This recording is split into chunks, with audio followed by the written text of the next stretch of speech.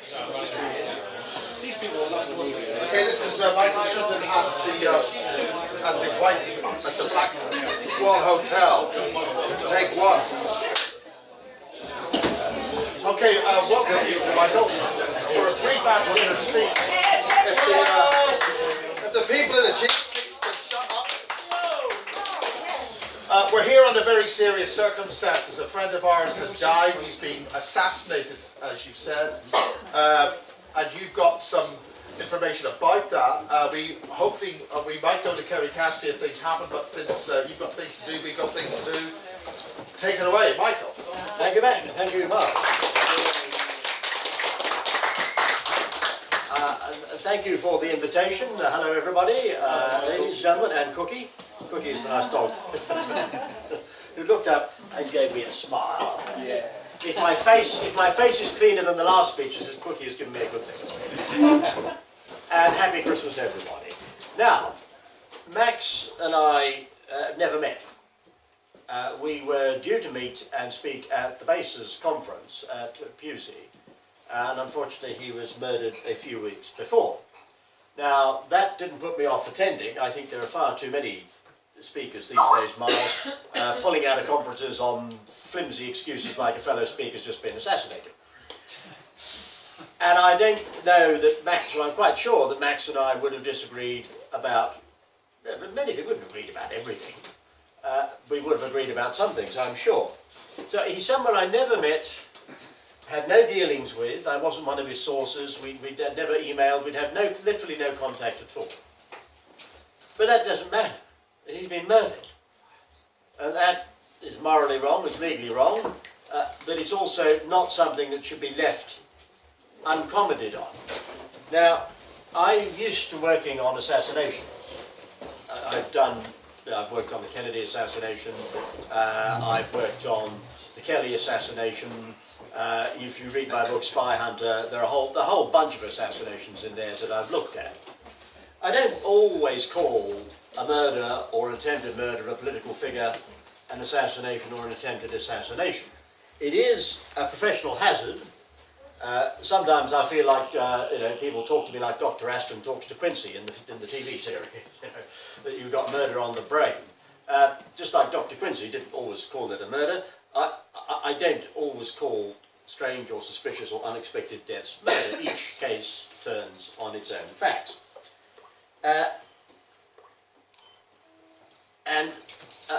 What I'm about to say essentially turns on my analysis of what we know.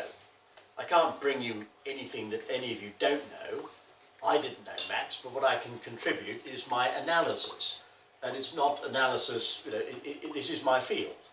This is something I've used to. I've never called an assassination wrongly.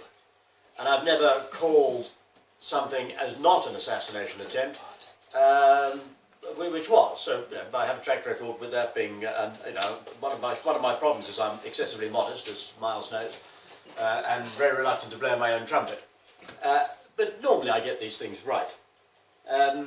One situation where people thought it might have been an assassination, where I investigated and clearly it wasn't, was in a plane crash involving that nice man Nigel Farage. You may recall the 2010 general election campaign.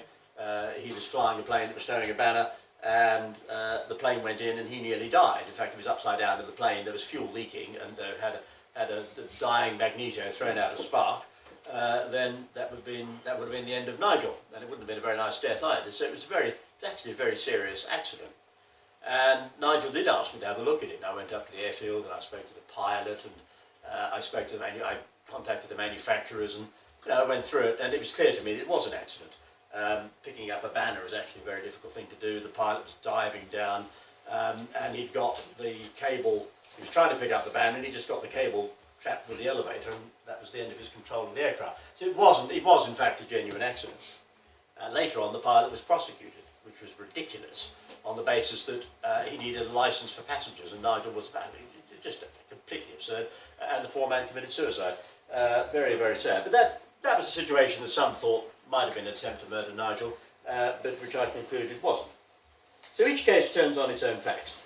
Now, what do we know about Max? Well, we know he's clearly a nice young man. I'm sorry I didn't meet him. I would like to have known him. We know that he was in good health. We know there's no indication whatsoever of anything wrong with him at all. We know that he was 39, he was in the prime of life. We know that he felt threatened. Some 3 days before, he told his mother, I think Vanessa was her name, isn't it? Yes. Yes. He'd emailed Vanessa 3 days before saying, if anything happens to me, investigate. So he clearly felt under threat in Poland. We know that there was no autopsy, which is highly suspicious.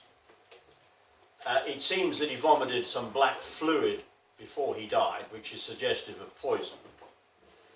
We know that the Polish death certificate was a joke. The Poles said he died of natural causes. Well, that's meaningless. What does that mean? What natural cause? What did he die of? Natural causes is just, it's almost supercilious.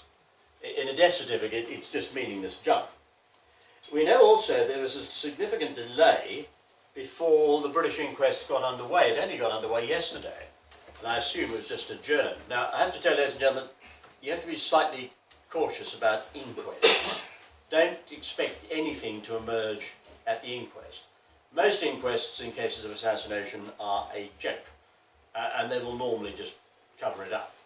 There are various reasons for that. One is that barristers and coroners are intelligence illiterate, no offence intended. They've never heard of the Deutsche Verteidigungsdienst, which is the agency I spoke about at basis, which is the agency which, in my view, probably arranged for Max's assassination. And if you don't know about the agency, then you're not going to be able to make any sensible comment about motive. You're not really going to be able to examine the death in any meaningful detail at all. You've got to know who the DVD are, because they're the bad guys and they're the ones who do most assassinations. It's a standard DVD tactic. It was the DVD who set up the Kennedy assassination. Richard Helms, who was the operational director, was a DVD agent. He was OSS during World War II and working for the Abwehr. So in World War II he was Abwehr, reporting to Admiral Wilhelm Canaris.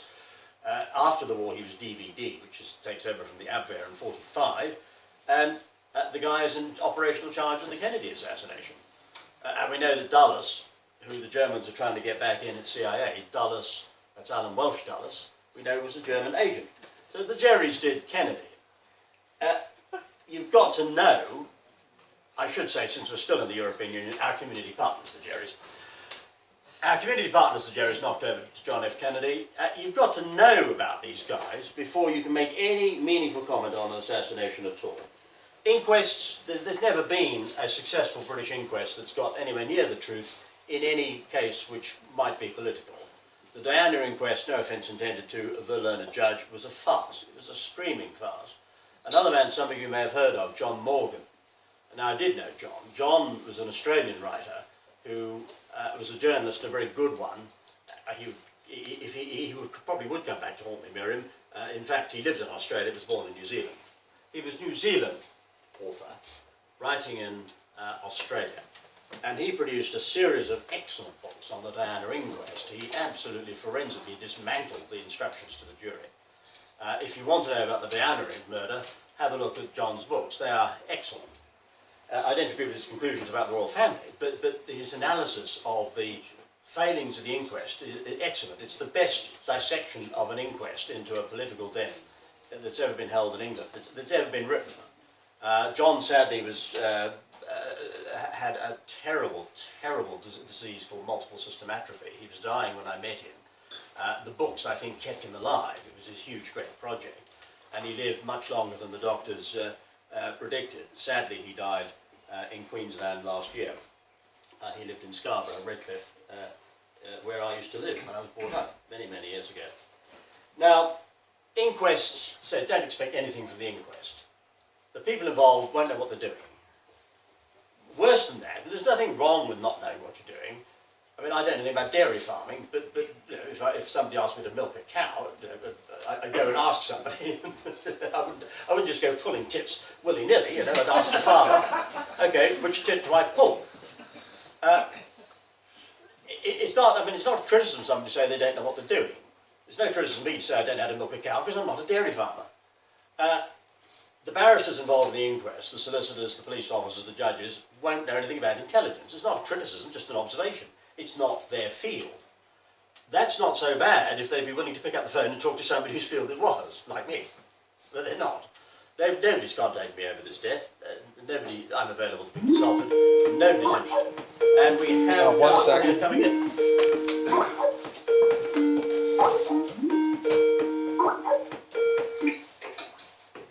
Hello, Louise. Welcome to the Basis Party. You're right in the middle of a Michael Shrimpton lecture on the DVD, Nazi intelligence, but you are the chairperson of the Goldfish Report.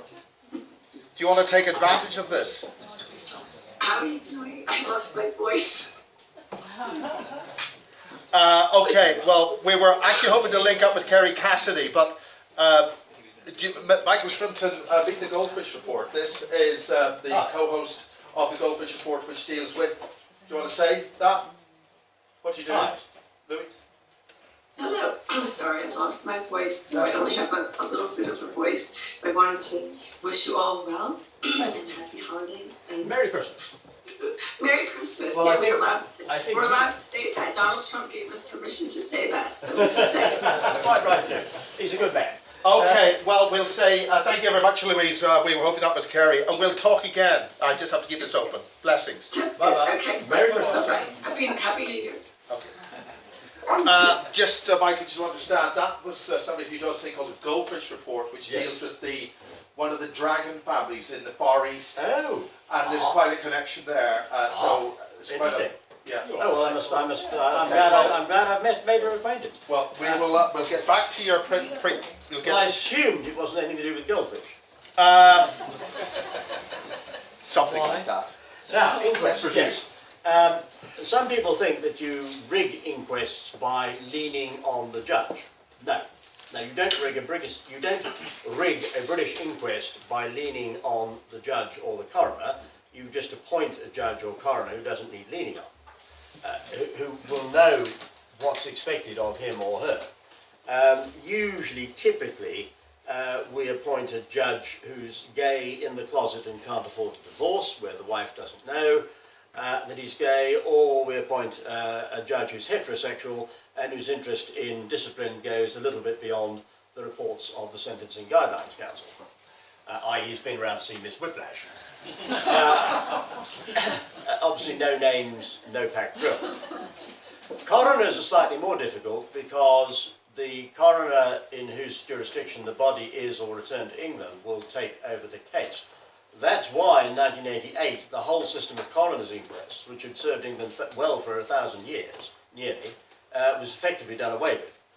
In political cases where the Cabinet Office have an interest, they now parachute a judge in under Section 17. It's a very dangerous innovation, but since 1988 was the possibility of dispensing with a coroner altogether and parachuting a judge in. That was done with the Diana inquest.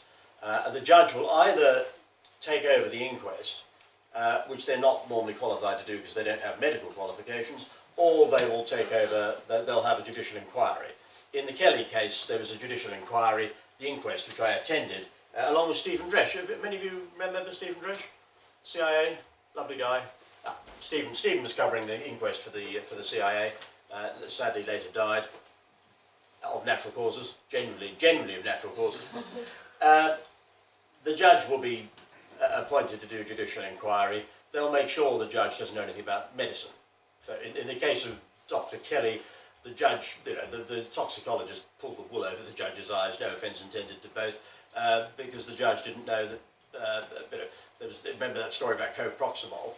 The judge didn't know what the ratio of the drugs would be in the bloodstream, and the toxicologist gave a report which made it absolutely clear that he couldn't have taken coproximol because the ratio was out by at least 10 to 1, and the judge just rubber-stamped it. In fact, in his initial version of the report, he rubber-stamped 1,000 to 1 until I pointed out the error and said, you can't be saying 10,000 to 1, surely.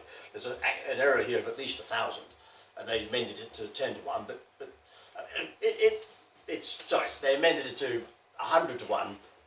They started off with 100,000 to 1, they amended to 100 to 1, the ratio in fact was 10 to 1. So, had the judge known anything about medicine, with respect, he would have picked up what the toxicologist was saying, realised that Kelly had not taken coproximol, and therefore realised it was probably assassination. So don't expect very much from the inquest. Now, there are certain things about Poland I do know that many here will not. And I'm going to come on to those now. There are a couple of interesting things about Poland. Leszek Miller, Prime Minister of Poland, stood up to the Germans, wasn't prepared to sign the constitutional treaty, the predecessor of Lisbon. So what did they do? On the 4th of December 2003, they arranged for him to have a helicopter crash. I'm hoping that's not the fire alarm. If it is the fire alarm, I'm hoping it's a test. Either that or the DVD decided to smoke in the toilet. Now, I'm going to carry on speaking because I think that's a false alarm. I can't see any flame. We're going to children first. We'll be fine. Yeah. Leszek Miller, the Prime Minister of Poland, was crippled in a helicopter crash. Well done, that person. And that's Leszek Miller again. Nice man, but he didn't know about the DVD. He didn't understand that when the Germans withdrew from Poland in '44, they left a stay-behind agency. Any country the Germans occupy, there's always a stay-behind agency. It's only the Wehrmacht which leave. It's only the troops which do step out. The dangerous people, the people who are going to carry on running the country or interfering in the country's operations after the Jerrys have left, are the intelligence operation. The Abwehr's operation in Poland was not shut down in '44-45. There is a stay-behind agency in Warsaw. Miller didn't know this. They were able to rig the engines of his helicopter, and he nearly died in the resulting crash. Didn't make the conference. Constitutional treaty went ahead up until it was later vetoed, but the Germans were able to push Miller out of the way. Now the Poles then elected quite a nice pro-Polish patriotic president. Unfortunately, that's I always get his. I always mispronounce his name. Anyway, take it from me, they're a very nice president of Poland, who was patriotic, but again, intelligence illiterate and naive. And like a lot of people who get elected, particularly conservative leaders, they get elected, they're over-trustful of their officials. They think, oh, now we're in power, nobody's going to touch me. He was complacent, didn't understand the way things are being run in his country, didn't know about the DVD, and he then arranged to go to commemorate the anniversary of the Katyn massacre, which was set up by the Abwehr in Poland in 1939, and he boarded this aircraft. This is a Polish Air Force Tu-154M, a Polish VIP jet. And he put himself, the president of his central bank, the chief of the general staff, and a bunch of important politicians on the plane. Had I been there, had I been consulted, I would have said, for heaven's sake, this is a setup. You don't put that many key people on the same flight. It's a technique the Germans have used before. It's called funneling. You get all the important people in one place at the same time, and then you just bump them off. The Poles had absolutely no idea what they were doing. Completely complacent. And unfortunately, that is the price of complacency and intelligence illiteracy. That is the aeroplane after it landed. It landed short of the runway. Clearly, it wasn't a very successful landing, as we can see. Unfortunately, nobody walked away from it. Everybody died. Now, how did the Jerrys arrange for that crash? Well, it wasn't terribly difficult. Lech Kaczynski was the president's name, by the way. Lech Kaczynski. What they did was they rigged the altimeters. Now I knew that, and I passed on my analysis to those very nice people, the GRU, Russian Military Intelligence. The Russians knew all about the plane, the Russians confirmed it. Of course, if you read Wikipedia, they'll tell you it was just an air crash. Well, Wikipedia will tell you that Lee Harvey Oswald shot President Kennedy, and nobody else. But don't believe what you read in Wikipedia, especially about me. The boss is having a go at me at the moment. But that's the price of complacency. I sincerely hope we don't have this with Donald Trump. This is the price of not knowing about the DVD, not knowing who the bad guys are and how bad they are. Now, how did I know about the sabotage of the altimeters in the TU-154?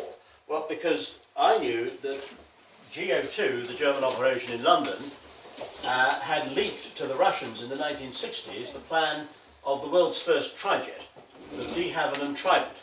I knew that the Russian TU-154 Trident, sorry, TU-154M, was based on this aircraft, and I suspected that its technology was roughly identical. This aircraft had an analog air data computer, which was vulnerable to sabotage. And I knew, because I'd worked on it, that the Germans in 1972 had sabotaged the air data computer of BEA Flight 548, 18th June 72, BEA Trident 1 flying to Brussels. 118 passengers were murdered. The flight, Papa India, barely made it a couple of miles from the end of the runway at Heathrow, because the air data computer had been rigged, and that had given the pilots a false high reading of speed. The captain, Captain Key, had withdrawn his what's called droops. The Trident had very good, these are the droops on the leading edge of the wings. These are a high lift device. If you retract them too low, the plane just goes straight down. It goes into a deep stall, tail first, straight down to the ground, nothing the captain can do. You do not withdraw the high lift devices in a Trident until you've reached a safe speed. The captain thought he'd reached a safe speed. In fact, he hadn't. That was the result. And I suspected that the Germans had used a proven sabotage technique on the Trident to bring down the 154. I was right. But those, a couple of little facts about Poland are not widely known. Now, where does that take us? How does that link back to the assassination of Max Spiers? Because Poland is effectively a German client state. The Germans have murdered their way into power. The Poles are no longer in control of Poland. That means that the Germans, if they did carry out the assassination, would be in a position to bully Warsaw into covering it up. So I think we can forget Warsaw. Poland is not a fully functioning democracy. It's not fully independent. Essentially, it's a German client state. Everything in the case of Max Spiers points to him having been assassinated, and assassinated by the DVD. Only the DVD would be able to pull off a cover-up in Poland. There's no way the Russians could do it. It's not Russian. Clearly the Russians are not involved. It's not their style. Everything points to it being the DVD. Only the Germans could pull off a cover-up in Poland of that sort. It's clearly not MI6. They couldn't get the Polish government to cover up the murder of a British citizen in Poland. It has got to be, in my opinion, the DVD. Now that's analysis. It's more than conjecture, it's analysis. My analysis is that Max Spiers was assassinated. My analysis is that he was assassinated by the black agency in Warsaw that reports to the DVD. And I conclude that he was assassinated in a fairly obvious way in order to send a message to others, like me. Well, if that was the intent, then I've got the message, and I'm redoubling my efforts to expose the DVD. So my response is, up yours. You may ask me, what was the motive? Well, I don't know. I mean, I don't know everything. I know a lot, but I don't know everything. I don't know why Max Spiers was murdered. It was clearly, obviously he was murdered to keep him quiet. He clearly had something that the DVD didn't want him to broadcast. It may be what he was going to say in the speech that he was going to give alongside me at the basis conference. We just don't know, because we don't know exactly what he was going to say, and so far a search of his papers hasn't thrown up anything of significance. So that's the big mystery. Fairly clear he was murdered to cover it, to protect somebody, or protect some intelligence. Not clear what that intelligence was. I suspect it wasn't to do with UFOs. There are reasons about that, but I don't think it was UFOs. I think it was related to intelligence he had on a high-ranking German asset in Britain. Might not have been Britain, it might have been Poland, it might have been anywhere. But I suspect it was intelligence he had on a high-ranking person in Britain, and it may have had something to do with paedophile rings, which I think was one of the areas he was investigating. So he had something that our community partners, the Jerrys, did not want him to get out.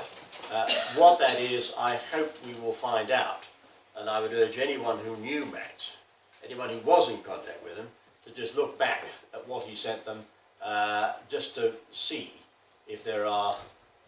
Sometimes people do intelligence in a binary way. They'll send out one bit of information to somebody and another bit of information to Y, and it's only when you put the two together, like a binary chemical, that you get an explosion. He may well have got the information out of there. One of the things you do is you talk about the intelligence that you've got. You don't sit on intelligence. The trouble with sitting on intelligence is that you then send a signal to the bad guys that if they bump you off, they're going to successfully conceal the intelligence. What you've got to do is plant truth bombs. I mean, that's the way I operate, is I plant truth bombs all over the place. Sometimes it's out in the open, sometimes it's, you know, it might be a speech like this. What I'm trying to do is not to give the bad guys a motive to bump me off. The trouble with bumping people off is you immediately give credibility to what they've said. Assassination is a very dangerous tool, and it usually blows up in your face, thank goodness. But it'll only blow up in your face if the intelligence that you've been murdered to suppress survives you. If you've kept it all in your head, or you've secreted it away and not told anybody where it is, then you're in trouble. That is my analysis, ladies and gentlemen, on Max Spiers' death. He was assassinated. I think the German DVD or its black agency in Warsaw are responsible. It was absolutely outrageous. I condemn it without hesitation. I hope the Trump administration are going to learn the lessons of this assassination and others, and the hard-fought lessons of the first Bush-Cheney, the Bush-Cheney administration. The signs are reasonably promising at the moment. There's a good national security advisor going in. I am hopeful that they won't make the mistakes of the Bush-Cheney administration. The Bush-Cheney administration regarded the DVD as a bit of a conspiracy theory. It took them nearly 7 years before they were senior figures in a position to accept the existence of the DVD. We had to get satellites put over DVD headquarters in Dachau. That intelligence was suppressed. We had problems with the Director of National Intelligence. I'm hopeful the Trump administration will learn from the mistakes of Bush-Cheney, will talk to people, obviously that's a suggestion they should be talking to me, who were involved in the investigations into the DVD, most of which were run outside the official US intelligence apparatus, precisely because of the problem of penetration. The omen's already good. There are conversations already happening, and I believe a private letter was hand-delivered to Mr. Trump yesterday, having gone across the Atlantic. So, my copy of Spy Hunter has already been hand-delivered to Trump Tower. That happened a couple of months ago. It's looking good. There we are. Happy Christmas. Sorry, it's a slightly sad topic, and the fellow speaker, someone I was hoping to meet, never will meet now because he was murdered before he could get to the conference. But I'm sure Max would want us all to carry on. Thank you, ladies and gentlemen. Well, thank you very much, Michael. That was excellent. Max did promise me a humdinger of a lecture, only about a day before he died. But anyway, the news is we're going to go to Ireland in September. We're going to hold a basis in Ireland near Newgrange in September. Hopefully that will come together. The next thing on the list is Sandra DeRoy. Do you want to talk about your film very briefly? Thank you very much, sir.